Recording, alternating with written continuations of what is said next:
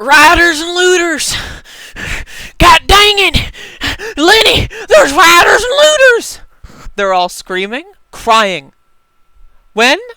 Turns out, only 93%, or rather, 93% of these protests by Black Lives Matter have been peaceful. Only 7% have been defined as violent in this recent study. So let's read.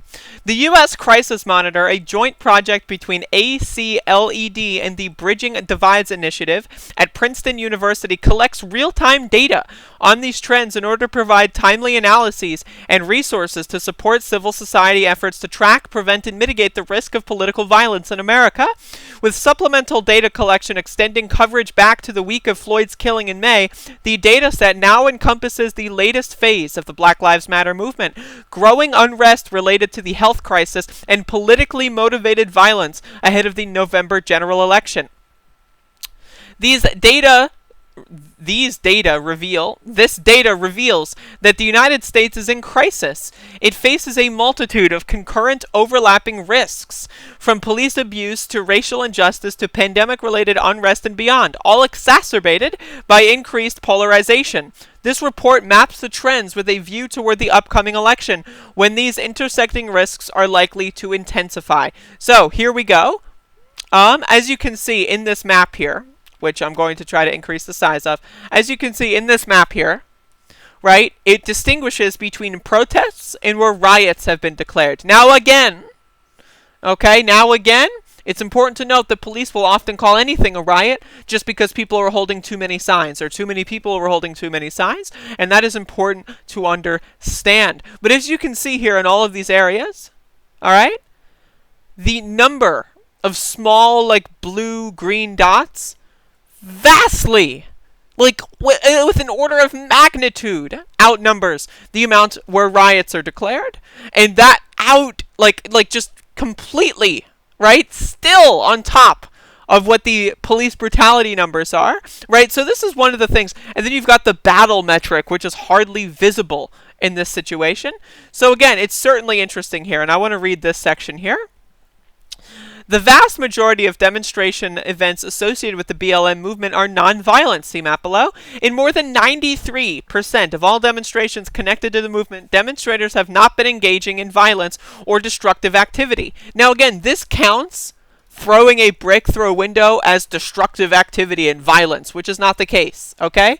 Property damage and shooting someone or, cutting someone's fingers off, right? Those are completely different things, all right? Police are shooting people, fracturing people's skulls, right? Clamping down on their fingers, making them have to get amputated, right? This is happening, blinding people, shooting them in the eye. This is happening in all these cities, right?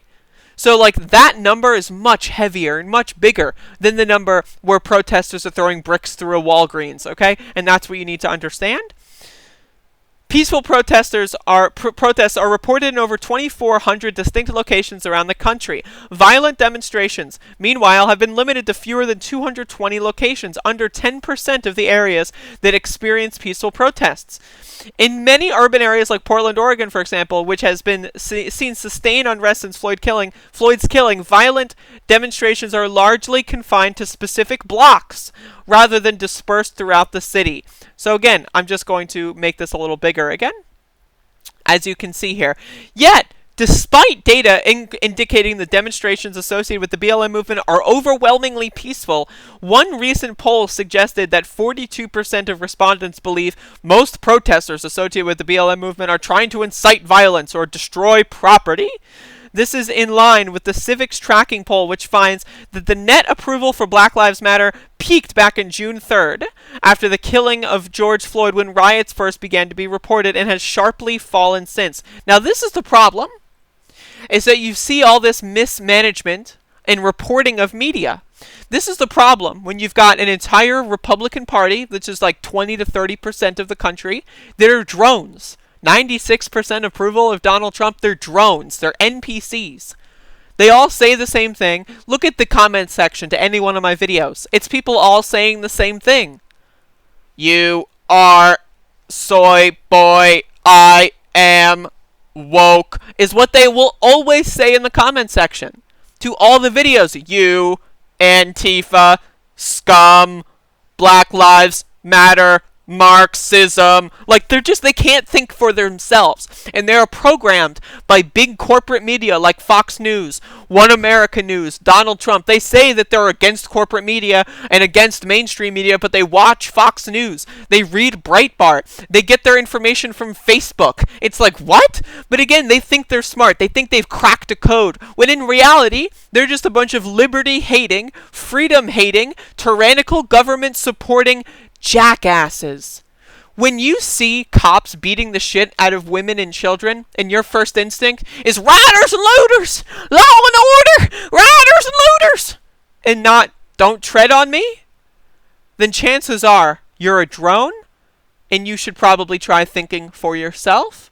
So thank you for watching. I appreciate your viewing. I'm going to be doing some live streams later today, and I'll see you there.